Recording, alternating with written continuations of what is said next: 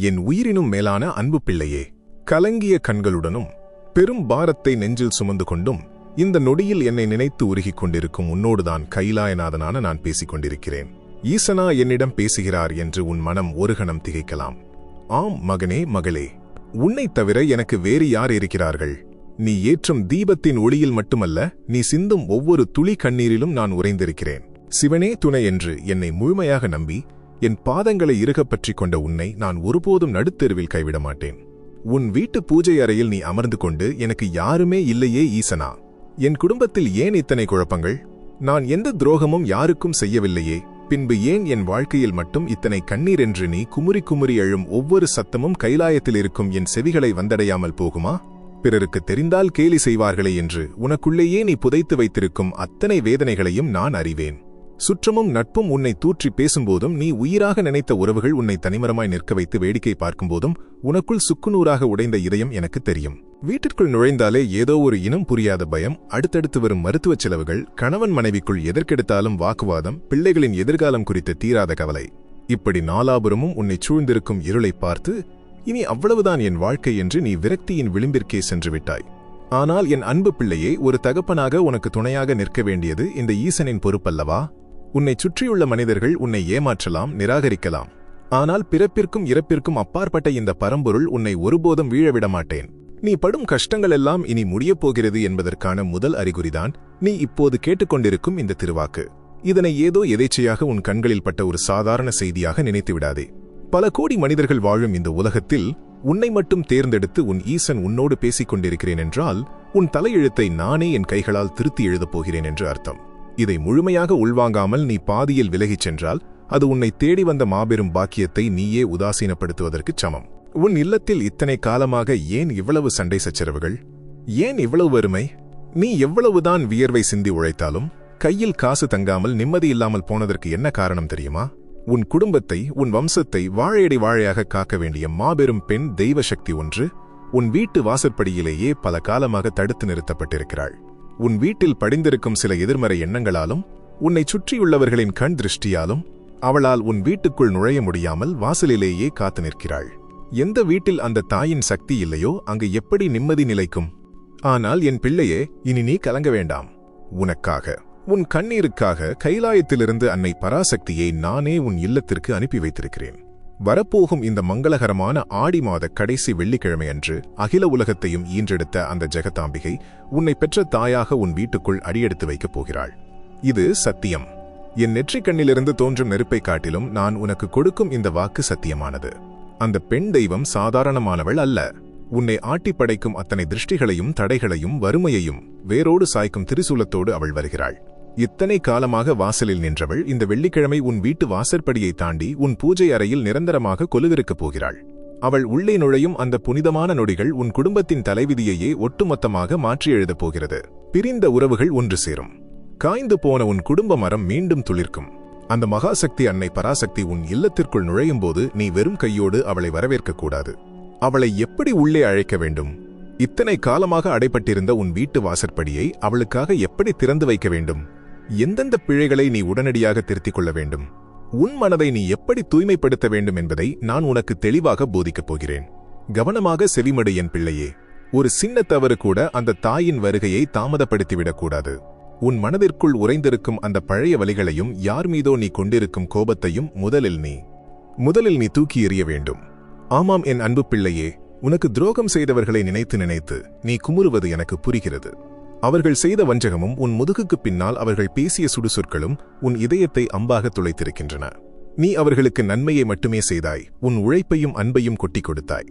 ஆனால் அவர்கள் உனக்கு திருப்பிக் கொடுத்தது கண்ணீரையும் அவமானத்தையும் மட்டுமே. இந்த நியாயமற்ற உலகத்தை நினைத்து நீ கோபப்படுவதில் தவறில்லை. ஆனால் அந்த நெருப்பு உன்னைத்தானே சுட்டுப் பொசுக்குகிறது. உன் மனதில் இருக்கும் அந்த இருளை, பழிவாங்கும் எண்ணத்தை, விரக்தியை இன்றோடு இந்த நொடியோடே தூக்கி எறி. அகிலாண்டேஸ்வரி வந்து அமர வேண்டிய மாபெரும் சிம்மாசனம் உன் இதயம். அங்கு குப்பைகளும் வெறுப்புகளும் கோபங்களும் இருந்தால் அந்த தாய் எப்படி வந்து அமர்வாள்? ஆகையால் அனைத்தையும் மறந்துவிடு. யார் உனக்கு தீமை செய்தார்களோ, யார் உன்னை கண்ணீர் சிந்த வைத்தார்களோ அவர்களை இந்த ஈசனிடம் விட்டுவிடு. அவர்களுக்கு என்ன தண்டனை கொடுக்க வேண்டும் என்பதை நான் பார்த்துக் கொள்கிறேன். நீ உன் அன்னையை வரவேற்க உன் மனதை முதலில் மாசற்றதாக சுத்தமாக்கு. சிவனே துணை என்று என்னை முழுமையாக நம்பிவிட்டாய் அல்லவா? இனி உனக்கு கவலை எதற்கு? இந்த ஆடி மாத கடைசி வெள்ளிக்கிழமை அதிகாலையில் சூரியன் கண்விழிக்கும் முன்னே நீ கண்விழிக்க வேண்டும். பிரம்ம முகூர்த்தம் என்று சொல்வார்களே, அந்த அதிகாலை பொழுதில் எழுந்து உன்னை நீ தூய்மைப்படுத்திக் கொள். உன் வீட்டின் வாசற்படிதான் அந்த அன்னை இத்தனை காலமாக உனக்காக காத்து நின்ற இடம். அந்த படியை வெறும் கல்லாகவோ மரமாகவோ இனி நினைக்காதே. அது உன் குலதெய்வமும் இந்த பராசக்தியும் வாசம் செய்யும் மாபெரும் பீடம். ஒரு செம்பு தூய தண்ணீரில் சிறிது கல்லுப்பு, மஞ்சள் மற்றும் வாசனை மிகுந்த பச்சை கற்பூரம் கலந்து உன் கைகளாலேயே அந்த வாசற்படியை கழுவி சுத்தம் செய். நீ துடைக்கும் அந்த தண்ணீர் இத்தனை காலமாக உன் வீட்டை பிடித்திருந்த பீடையையும் தரித்திரத்தையும் அடித்துச் செல்லப் போகிறது. ஒவ்வொரு முறை நீ அந்த படியை துடைக்கும் போதும் உன் உதடுகள் என் நாமத்தை உச்சரிக்க வேண்டும். உன் மனதார அந்த தாயை, உள்ளே வா தாயே, என் வம்சத்தை காக்கவா அம்மா என்று அழை. தூய்மையான பச்சரிசி மாவில் அழகாக கோலமிட்டு செம்மண் பூசி வாசற்படியின் 2 ஓரங்களிலும் குங்கும பொட்டிட்டு அன்னைக்கு உகந்த செவ்வரளி பூக்களால் அலங்கரி. அந்த நறுமணம் உன் வீட்டின் எல்லை வரை பரவ வேண்டும். நீ செய்யும் இந்த சிறு செயல்தான் என் அன்னைக்கு நீ விரிக்கும் சிவப்பு கம்பளம். இதுவரை உன் வீட்டைச் சூழ்ந்திருந்த இருண்ட சக்திகள், உன் முன்னேற்றத்தை பார்த்து பொறாமைப்பட்டவர்களின் திருஷ்டிகள் அனைத்தும் அந்த வாசனைக்கும் உன் ஆழமான பக்திக்கும் பயந்து அலறியடித்துக் கொண்டு ஓடிவிடும். வாசல் தெளித்து மாக்கோலமிட்டு முடிந்ததும் நேராக உன் வீட்டு பூஜை அறைக்கு வா. அங்குதான் என் தாய் நிரந்தரமாக குடியேறப் போகிறாள். உன்னால் முடிந்தால் ஒரு சிறிய அகல் விளக்கில், இல்லை என்றால் காமாட்சி அம்மன் விளக்கில் சுத்தமான நெய் அல்லது நல்லெண்ணெய் ஊற்றி தாமரை தண்டு திரியிட்டு தீபம் ஏற்று.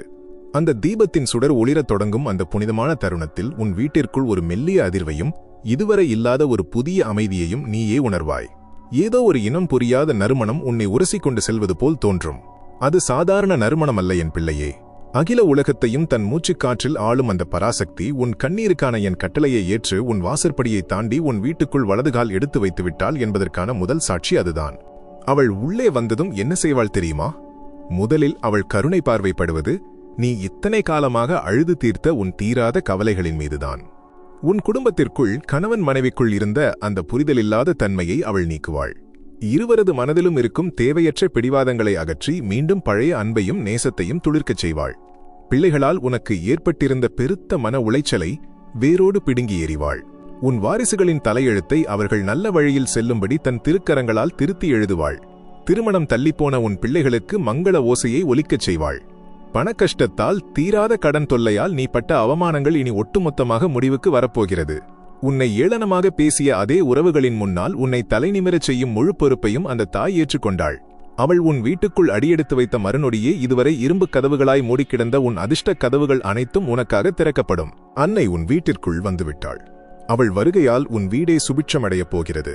ஆனால் அவளை நிரந்தரமாக அங்கேயே தங்க வைப்பதற்கு, எந்த ஒரு தீய சக்தியும் அவளை உன் வீட்டை விட்டு மீண்டும் வெளியேற்றி விடாமல் தடுப்பதற்கு நீ செய்ய வேண்டிய மிக முக்கியமான, மிக இரகசியமான ஒரு தியான முறை இருக்கிறது.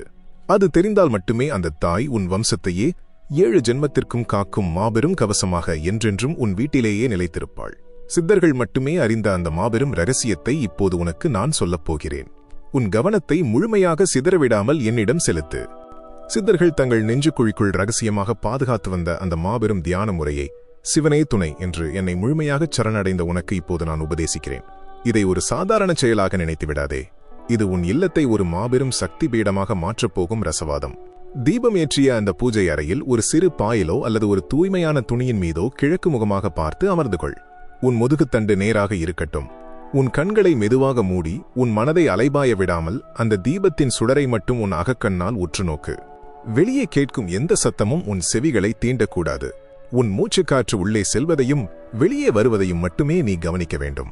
மெதுவாக மூச்சை உள்ளே இழுக்கும்போது கைலாயத்திலிருந்து நான் அனுப்பிய அந்த பராசக்தியின் பேரருள் ஒளி வெள்ளமாக உன் நாடி நரம்புகளுக்குள் பாய்வதாக உணர்.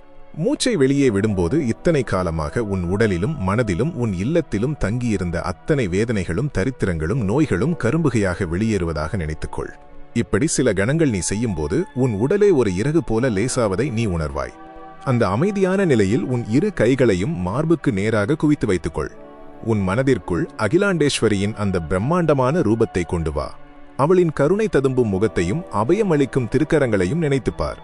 அம்மா, அகிலம் காக்கும் தாயே, என் வம்சத்தை காக்க வந்தவளே, என் இல்லத்திலேயே நீ நிரந்தரமாக கொலுவிருக்க வேண்டும் தாயே என்று உன் அடிமனதில் இருந்து எந்தவிதமான சுயநலமும் இல்லாமல் ஒரு பச்சிளங்குழந்தையைப் போல அவளிடம் மன்றாடு.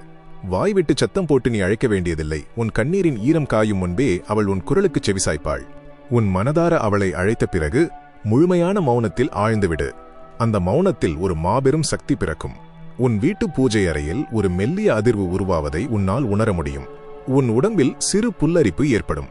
இதுவரை நீ அனுபவித்திராத ஒருவிதமான தெய்வீக குளிர்ச்சி உன் நெற்றியை தீண்டும். அதுதான் என் அன்பு பிள்ளையே, அதுதான் அந்த தாய் உன் இல்லத்தில் நிரந்தரமாக தன் சிம்மாசனத்தை அமைத்துவிட்டாள் என்பதற்கான அத்தாட்சி. சிவனும் சக்தியும் ஒன்றிணைந்த மாபெரும் பிரபஞ்ச ஆற்றல் உன் 4 சுவர்களுக்குள் கட்டுண்டு கிடக்கும் அற்புதம் இப்போது நிகழ்ந்துவிட்டது. அந்த தாய் அங்கே கொலுவிருந்த மறுகணமே உன் இல்லத்தில் நடக்கும் மாற்றங்களை நீ கண்கூடாக பார்ப்பாய். இத்தனை காலமாக நீ சமைக்கும் உணவில் கூட ஏதோ ஒரு குறை, ஒரு திருப்தியின்மை இருந்திருக்கும். ஆனால் இனி உன் வீட்டு சமையலறையில் அந்த அன்னபூரணியாக அவளே வாசம் செய்வாள். நீ சமைக்கும் ஒருபடி அன்னம் கூட தேவாமிர்தமாக மாறும். அதை உண்ணும் உன் கணவன், உன் பிள்ளைகளின் மனதில் இருக்கும் முரட்டுத்தனம், பிடிவாதம், கோபம் அனைத்தும் சாந்தமாக மாறும். உணவு வழியே அந்த தாயின் அருள் அவர்கள் உடம்புக்குள் ஊடுருவி அவர்கள் மனதை ஒரு தெளிந்த நீரோடையைப் போல மாற்றிவிடும். உன் வீட்டில் இருக்கும் வரவேற்பறையில் ஒரு கண்ணுக்கு தெரியாத காவல் தெய்வமாக அவள் கையில் சூலாயுதத்தை ஏந்தி கொண்டு நிற்பாள். உன்னை பார்த்து பொறாமைப்படும் அக்கம் பக்கத்தினரோ அல்லது உனக்கு துரோகம் செய்ய நினைக்கும் உறவினர்களோ உன் வீட்டுக்குள் நுழையும் போதே அவர்களின் கெட்ட எண்ணங்களை வாசலிலேயே சுட்டு புசுக்கி விடுவாள். உனக்கு எதிராக அவர்கள் பின்ன நினைக்கும் அத்தனை சதி வலைகளையும் அவள் ஒரு பார்வையாலேயே தவிடுபொடியாக்குவாள். இனி உன் வீட்டை நோக்கி வரும் எந்த ஒரு கண் திருஷ்டியும், எந்த ஒரு செய்வினை தோஷமும் அந்த தாயின் காவல் அரணை மீறி ஒருபோதும் உள்ளே நுழைய முடியாது. உன் உறங்கும் அறையில் நிம்மதியான உறக்கமின்றி பல இரவுகள் நீ அழுது கொண்டே புரண்டு படுத்திருக்கிறாய் அல்லவா? நாளை என்ன நடக்குமோ, கடன்காரர்கள் வந்து அவமானப்படுத்துவார்களோ, மருத்துவச் செலவுக்கு என்ன செய்வோம் என்ற பயத்திலேயே உன் இரவுகள் கழிந்தன. ஆனால் இனி அந்த தாய் உன் தலைமாட்டில் அமர்ந்து உனக்கு தாலாட்டு பாடுவாள். உன் ஆழ்மனதில் இருக்கும் அத்தனை பயங்களையும் அவள் நீக்குவாள். காலையில் நீ கண் விழிக்கும்போது புதிய நம்பிக்கையோடும் ஒரு புதுப்பிறவி எடுத்தது போலவும் நீ எழுவாய். உன்னை அழுத்திய அந்த பெரும் மலை போன்ற பாரம் ஒரு பனித்துளியைப் போல கரைந்து காணாமல் போயிருக்கும். உன் தொழில் செய்யும் இடத்திலும் நீ வேலை செய்யும் இடத்திலும் இத்தனை நாளாக உனக்கு கிடைக்க வேண்டிய நியாயமான அங்கீகாரமும் பதவி உயர்வும் தடுக்கப்பட்டிருந்தன. உனக்காக கிடைக்க வேண்டிய பணம் வேறு யாருக்கோ சென்று கொண்டிருந்தது. ஆனால் உன் வீட்டில் வந்து அமர்ந்திருக்கும் அந்த மகாலட்சுமியின் அருளால் இனி உன்னை தேடி செல்வச் செழிப்பு ஓடிவரும். அடைபடவே அடைபடாது என்று நீ பயந்த மலை போன்ற கடன்களும் மிக விரைவாக எந்த ஒரு கஷ்டமும் இல்லாமல் அடைபடுவதற்கான வழிகளை அந்த தாய் உனக்கு காட்டுவாள். நீ தொடும் காரியங்கள் அனைத்தும் துலங்கும். உன் சொல்லை கேட்டு உலகம் தலைசாய்க்கும் ஒரு பொற்காலம் இப்போது உனக்காக தொடங்கிவிட்டது. ஆனால் என் பிள்ளையே, இந்த மாபெரும் பாக்கியத்தை, இந்த தெய்வீக ஆற்றலை நீ தொடர்ந்து தக்க வைத்துக் கொள்ள வேண்டுமென்றால் நீ ஒருபோதும் செய்யக்கூடாத ஒரு மாபெரும் தவறு இருக்கிறது.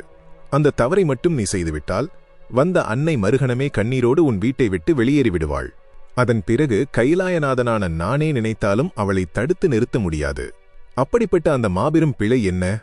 எதை நீ உன் வாழ்நாளில் ஒருபோதும் செய்துவிடக்கூடாது தெரியுமா? உன் வீட்டின் அஸ்திவாரத்தையே அசைத்து பார்க்கும் அந்த சிறு தவறு. அந்த சிறு தவறு என்னவென்று தெரிந்து கொள் மகனே, மகளே. உன் வீட்டில் நீ செய்யவே கூடாத அந்த மாபெரும் பிழை வார்த்தைகளால் உன் குடும்பத்தையும் உன்னையும் நீயே சபிப்பதுதான். எத்தனையோ முறை வாழ்க்கையின் வலிகளை தாங்க முடியாமலும் உன்னை சுற்றியுள்ளவர்கள் செய்யும் சூழ்ச்சிகளை எதிர்கொள்ள முடியாமலும் பொறுமை இழந்து என் தலையெழுத்து இப்படி ஆகிவிட்டதே, நான் செத்தால் நிம்மதி, இந்த வீட்டில் இருப்பதற்கு பதிலாக எங்காவது கண்காணாத இடத்திற்கு சென்று விடலாம் என்று நீ உதிர்க்கும் ஒவ்வொரு வார்த்தை என்று நீ உதிர்க்கும் ஒவ்வொரு வார்த்தையும் சாதாரணமானவை அல்ல. அவை மிகவும் கொடிய விஷ அம்புகள். எந்த வீட்டில் அந்த தாய் முழு மனதோடு கொலுவிருக்கிறாளோ அங்கு நீ கோபத்தில் வீசும் இந்த எதிர்மறை வார்த்தைகள் அவளின் மென்மையான இதயத்தை நேராக குத்துகின்றன. அகிலத்தையே தன் அன்பால் அரவணைக்கும் அந்த தாய்க்கு அவளின் சொந்த பிள்ளையான நீயே வைக்கும் மிகப்பெரிய தீ இதுதான். நீ விரக்தியில் உதிர்க்கும் சாப வார்த்தைகள் அந்த சுவர்களில் பட்டு மீண்டும் உன் குடும்பத்தையே, உன் வளர்ச்சியையே தாக்கும். அன்னையின் தெய்வீக சக்தியை அது கொஞ்சம் கொஞ்சமாக சிதைத்துவிடும். அதேபோல உனக்கு சோறு போடும் அன்னலட்சுமியான அந்த பராசக்தியை அவமதிக்கும் செயல்களை ஒருபோதும் செய்துவிடாதே. கோபத்தின் உச்சியில் தட்டில் இருக்கும் உணவை வீசுவதோ, உணவுப் பொருட்களை காலால் மிதிப்பதோ மாபெரும் பாவம். அது மட்டுமல்ல, உன் வீட்டில் வாழும் பெண்களின் கண்ணீரும் அந்த தாயை உடனடியாக வெளியேற்றிவிடும். உன் மனைவியோ, பெற்ற தாயோ, நீ ஈன்றெடுத்த மகளோ, இரத்தப்பந்தமான சகோதரியோ யாராக இருந்தாலும் சரி, அவர்களின் கண்களிலிருந்து வழியும் ஒவ்வொரு துளி கண்ணீரும் என் அன்னையின் பாதங்களைச் சுடும் நெருப்பு துளிகளுக்குச் சமம். எந்த வீட்டில் காரணமில்லாமல் ஒரு பெண்ணின் கண்ணீர் தரையில் விழுகிறதோ அந்த வீட்டின் வாசற்படியை விட்டு அன்னை நிரந்தரமாக அகன்று விடுவாள். அதன் பிறகு கைலாயத்தில் இருக்கும் நானே நினைத்தாலும் உன்னை காப்பாற்ற முடியாது. உனக்கு வருகின்ற கோபமும் நீ படும் வலியும் முற்றிலும் நியாயமானதுதான். உன்னை சுற்றியிருப்பவர்கள் உன்னை அந்த அளவுக்கு காயப்படுத்தி இருக்கிறார்கள், உன்னை கசக்கி பிழிந்திருக்கிறார்கள் என்பதை இந்த ஈசன் நான் அறிவேன். உன் சுமையை தாங்க முடியாமல் நீ வெடித்து அழும் ஒவ்வொரு முறையும் என் நெஞ்சும் பதறத்தான் செய்கிறது. ஆனால் இனிமேல் உன் நாவிலிருந்து சாப வார்த்தைகளோ, விரக்தி மொழிகளோ, மற்றவர்களை தாழ்த்தும் வசை சொற்களோ ஒருபோதும் வரக்கூடாது. என்ன நடந்தாலும், எவ்வளவு பெரிய சவால்கள் உன் கண் முன் வந்து நின்றாலும், சிவனே துணை, என் தாய் என்னோடு இருக்கிறாள், அவள் எல்லாவற்றையும் பார்த்துக் கொள்வாள் என்ற வார்த்தைகளை மட்டுமே உன் உதடுகள் உச்சரிக்க வேண்டும். இந்த உறுதியை நீ இன்று எனக்கு கொடு. உன் பாரங்கள் அனைத்தையும் நான் சுமக்கிறேன். இந்த ஆடி மாத கடைசி வெள்ளிக்கிழமை ஏதோ நாள்காட்டியில் சாதாரணமாக நகர்ந்து செல்லும் ஒரு நாள் அல்ல. இது 30 முக்கோடி தேவர்களும் சித்தர்களும் முனிவர்களும் உன் இல்லத்தை நோக்கி ஆசீர்வாத மலர்களை தூவும் ஒரு புண்ணிய திருநாள். அந்த தாய் உன் வீட்டுக்குள் வந்ததும் முதல் வேலையாக உன்னை பிடித்துள்ள தீராத பிணிகளை, உன் உடல் சோர்வை, உன்னை வாட்டும் மன அழுத்தத்தை அடியோடு அகற்றுவாள். பல நாட்களாக என்ன வியாதி என்றே தெரியாமல் வைத்தியர்களிடமும் வீதியிலுமாக நீ அலைந்து திரிந்தாயே, அந்த இருண்ட வேதனைகளுக்கு அவள் ஒட்டுமொத்தமாக முற்றுப்புள்ளி வைப்பாள். உன் உடம்பில் ஊடுருவியிருக்கும் அத்தனை நச்சுக்களையும் நோய்களையும் அறியாத தோஷங்களையும் தன் கருணை கடாட்சத்தால் எரித்துச் சாம்பலாக்குவாள். நீயே ஆச்சரியப்படும் அளவிற்கு உன் உடலில் ஒரு புதிய தெம்பும் முகத்தில் ஒரு தெய்வீக கலையும் பிறக்கும். உன் பிள்ளைகளின் எதிர்காலத்தை நினைத்துத்தானே நீ இரவு பகலாக கண்ணீர் வடிக்கிறாய். என் பிள்ளை என் பேச்சை கேட்கவில்லையே, தவறான பாதையில் சென்று விடுவானோ, அவனுக்கு நல்ல வேலையோ திருமணமோ அமையவில்லையே என்று நீ ஏங்கிய ஒவ்வொரு நொடியும் எனக்கு தெரியும். பெற்ற வயிறு துடிப்பதைக் கண்டு இந்த ஈசன் அமைதியாக இருப்பேனா? இனி அந்த பராசக்தி உன் பிள்ளைகளின் புத்தியில் மாபெரும் ஞான ஒளியாக அமர்ந்து கொள்வாள். அவர்களை திசை திருப்பிய அத்தனை தீய சக்திகளும், அவர்களை பயன்படுத்திக் கொள்ள நினைத்த வஞ்சகர்களும் அவர்களை விட்டு தானாகவே விலகி போவார்கள். உன் பிள்ளைகள் உன் வார்த்தைக்கு கட்டுப்பட்டு நீ பெருமைப்படும் அளவிற்கு, இந்த உலகமே வியந்து பார்க்கும் அளவுக்கு மாபெரும் வெற்றியாளர்களாக மாறுவார்கள். இது ஈசனான நான் உனக்கு தரும் சத்திய வாக்கு. உன்னோடு சிரித்து பேசிக்கொண்டே உன் முதுகில் குத்த காத்திருக்கும் சில துரோகிகள் உன் சொந்தங்களிலேயே, உன் நெருங்கிய வட்டத்திலேயே இருக்கிறார்கள் என்பதை நீ இன்னும் முழுமையாக உணரவில்லை. உனக்கு நல்ல காலம் பிறந்துவிடக் கூடாது, நீ தலை தூக்கிவிடக் கூடாது என்று அவர்கள் செய்த அத்தனை சூழ்ச்சிகளையும், பொறாமையால் வீசிய கண் திருஷ்டிகளையும், மறைமுகமாகச் செய்த மாந்திரிக கட்டுக்களையும் இந்த ஆடி மாத கடைசி வெள்ளியன்று என் தாய் தன் காலடியில் போட்டு நசுக்கப் போகிறாள்.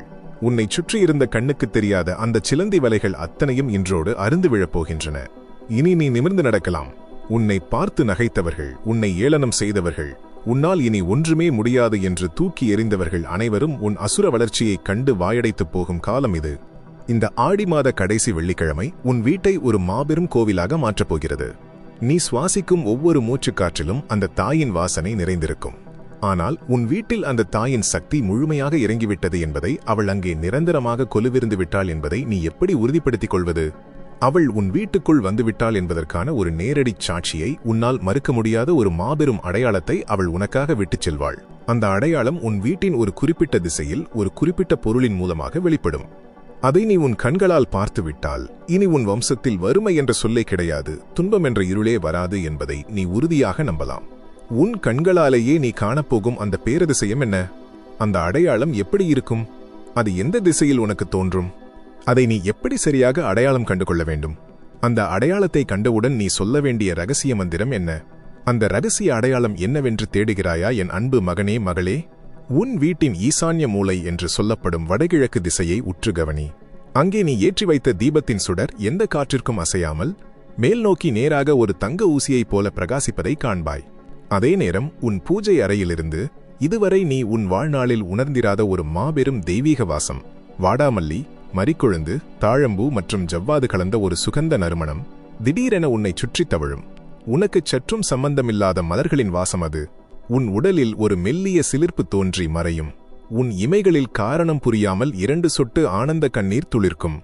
இதுதான் என் பிள்ளையே, அகிலாண்டேஸ்வரி உன் வீட்டின் வாசற்படியை தாண்டி முழுமையான சிவசக்தி சொரூபமாக உன் வீட்டுக்குள் தன் சாம்ராஜ்யத்தை அமைத்துவிட்டாள் என்பதற்கான மறுக்க முடியாத மாபெரும் அத்தாட்சி. இந்த அற்புதத்தை, இந்த மெய்சிலிருக்க வைக்கும் நிகழ்வை நீ உணரும் அந்த வினாடியில் எதை பற்றியும் சிந்திக்காதே. அப்படியே மண்டியிட்டு உன் 2 கைகளையும் தலைக்கு மேல் குவித்து, ஓம் சக்தி, சிவசக்தி, என் வம்சம் காக்கும் பராசக்தி சரணம் என்று முழு ஆத்மார்த்தமாக உன் அடிவயிற்றிலிருந்து எழும் குரலால் உன் மனதிற்குள் முழங்கு. இந்த மந்திரம் உன் நாவிலிருந்து வெளிவந்த மறுகணமே கைலாயத்தில் வீற்றிருக்கும் எனக்கும் உன் இல்லத்தில் அமர்ந்திருக்கும் அந்த தாய்க்கும் இடையே ஒரு மாபெரும் ஒளிப்பாலம் உருவாகும். இனி உன் இல்லம் வெறும் செங்கல்லாலும் சிமெண்டாலும் கட்டப்பட்ட கட்டிடம் அல்ல, அது என் அன்னை வாசம் செய்யும் மாபெரும் சக்தி பீடம். வெளியே உலகத்தாரிடம் உன்னை தைரியசாலி போல காட்டிக்கொண்டு 4 சுவற்றுக்குள் நீ தனியாக குமுறி அழுத இரவுகள் எத்தனை என்று எனக்கு தெரியும். யாருக்கும் உன் கஷ்டம் தெரிந்துவிடக் கூடாது என்பதற்காக முகத்தில் ஒரு போலியான புன்னகையை ஒட்ட வைத்துக் கொண்டு நீ படும்பாடு என் நெஞ்சை பிசைகிறது. கடன்காரர்களின் வசையான வார்த்தைகளை தாங்க முடியாமல் மானத்திற்கு பயந்து நீ குறுகி நின்ற தருணங்களை நான் கவனித்துக் கொண்டுதான் இருக்கிறேன். என்னிடம் வந்து எனக்கு ஏன் இந்த சோதனை, நான் யாருக்கு என்ன தீங்கு செய்தேன் என்று நீ கேட்கும் ஒவ்வொரு கேள்விக்கும் விடையாகத்தான் என் அன்னையை உன் இல்லத்திற்கு அனுப்பி வைத்திருக்கிறேன். அவள் உன் வீட்டிற்குள் வந்து அமர்ந்ததும் நடக்கும் முதல் மாற்றம் என்ன தெரியுமா? உன் குடும்பத்தை அரித்துக் கொண்டிருக்கும் அந்த தரித்திரம், கண்ணுக்கு தெரியாத அந்த எதிர்மறை சக்தி சுக்குநூறாக உடைந்து சிதறும். இத்தனை காலமாக நீ உழைத்த உழைப்புக்குரிய ஊதியம், உனக்கு வரவேண்டிய நியாயமான செல்வம் வேறு எங்கோ வேறு யாருக்கோ சென்று கொண்டிருந்தது. உன் கைகளில் பணம் வந்தாலும் அது தங்குவதற்கு முன்பே விரயமாகி மருத்துவச் செலவாகவோ வீண் செலவாகவோ கரைந்து போனது. ஆனால் இனி அந்த தாயின் பொற்பாதங்கள் உன் இல்லத்தில் பட்ட மறுகணமே அஷ்டலட்சுமிகளும் உன் வீட்டை நோக்கி அணிவகுத்து வருவார்கள். வறுமை என்ற இருள் விலகி உன் வீட்டில் குபேர சம்பத்து நிரந்தரமாக கொலுவிருக்கப் போகிறது. உன் வீட்டில் உள்ள ஒவ்வொரு அறையிலும் அந்த தாயின் ஸ்பரிசம் படும். நீ சமைக்கும் அறையில் அவள் அன்னபூரணியாக நின்று நீ சமைக்கும் ஒவ்வொரு பிடி உணவையும் அமிர்தமாக மாற்றுவாள். அந்த உணவை உண்ணும் உன் குடும்பத்தாரின் உடலிலும் மனதிலும் உள்ள அத்தனை பிணிகளும் அகலும். உன் வரவேற்பறையில் அவள் திரிசூலம் ஏந்திய மாகாளியாக நின்று உனக்கு எதிராகச் செயல்படும் அத்தனை தீய சக்திகளையும் வாசலிலேயே சுட்டு பொசுக்குவாள்.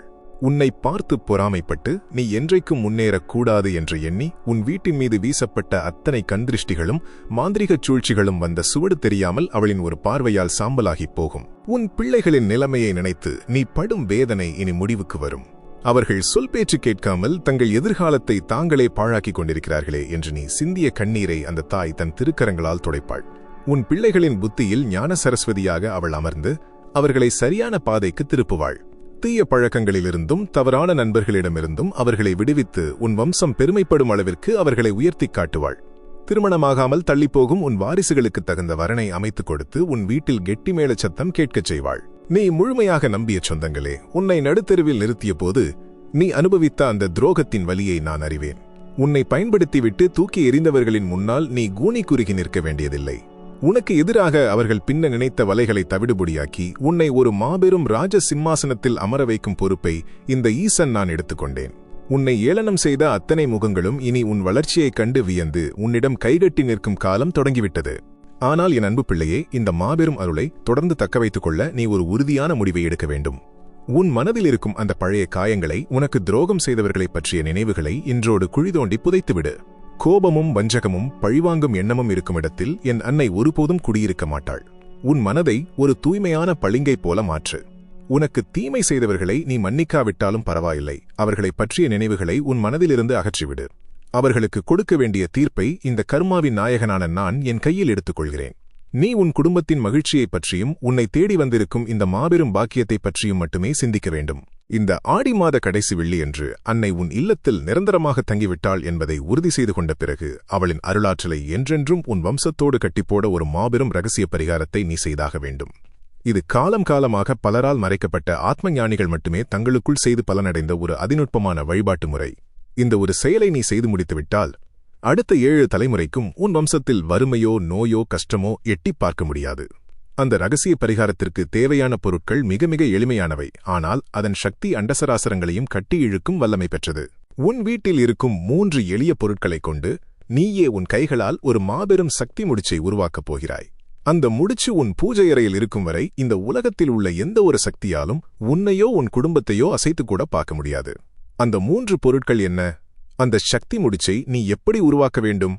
எந்த திசையை நோக்கி நின்று எந்தெந்த வார்த்தைகளை உச்சரித்து அதை உன் பூஜை அறையில் பிரதிஷ்டை செய்ய வேண்டும்?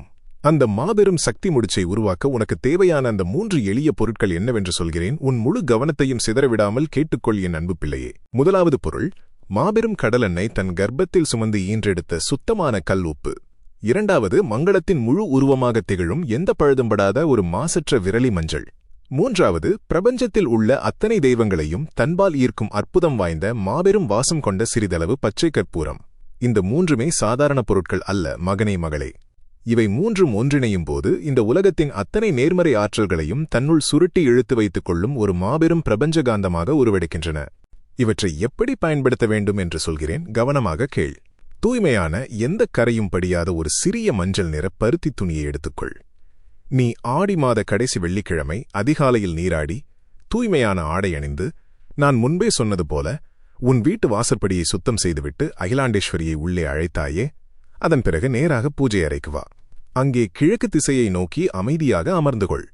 ஏற்றி வைத்த அந்த புனிதமான தீபத்தின் சுடரை ஒரு கணம் ஆழமாகப் பார்த்து கைலாயத்தில் வீற்றிருக்கும் என்னையும் உன் இல்லத்தில் குடியேறிய அந்த தாயையும் முழுமையாக உன் மனதில் நிலைநிறுத்து. இப்போது அந்த மஞ்சள் துணியை விரித்து அதனுள் முதலில் ஒரு கைப்பிடி கல் உப்பை வை. அதன் நடுவில் அந்த மங்களகரமான விரலி மஞ்சளை வை. அதன் மீது அந்த பச்சை கற்பூரத்தை வை. உனது வலது கையை அந்த துணியின் மீது வைத்து உன் கண்களை மூடிக்கொள்.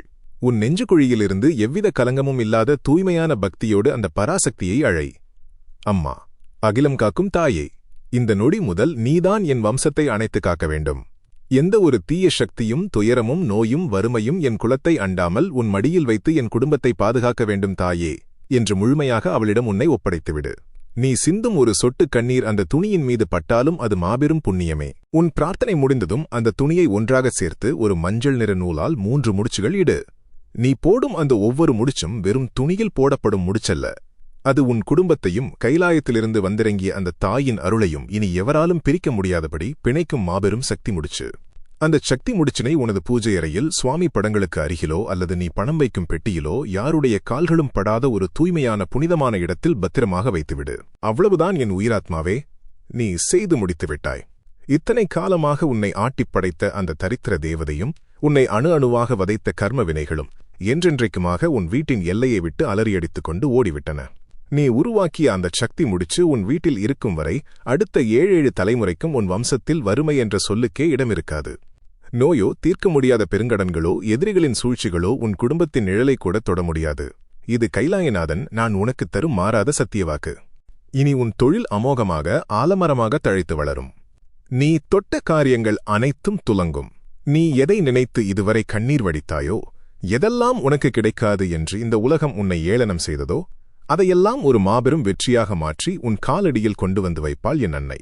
உன்னை பார்த்து பொறாமைப்பட்டவர்களும் உன்னை வீழ்த்திவிடலாம் என்று பகல் கனவு கண்டவர்களும் நீ அடைந்து வரும் அசுர வளர்ச்சியைக் கண்டு திகைத்துப் போய் வாயடைத்து நிற்பார்கள். உன்னைச் சுமையென நினைத்து ஒதுக்கி வைத்த அதே மனிதர்கள் உன்னை தேடி வந்து உன் ஆதரவுக்காக கைகட்டி நிற்கும் ஒரு பொற்காலத்தை இந்த ஈசனான நான் உனக்காக உருவாக்கித் தரப்போகிறேன். இனி நீ 4 சுவற்றுக்குள் முடங்கிக் கிடந்து அழுது புலம்ப வேண்டிய அவசியமே இல்லை என் பிள்ளையே. உன்னை அழுத்திய கவலைகள் அனைத்தையும் இந்த ஈசனின் பாதங்களில் இறக்கி வைத்துவிடு. உன் கண்ணீரை நான் என் கைகளால் என்றென்றைக்குமாக துடைத்துவிட்டேன். இனி நீ தலை நிமிர்ந்து சிங்கம் போல நடைபோடு. உன் முகத்தில் அந்த பழைய ஒளியும் புன்னகையும் மீண்டும் மலரட்டும்.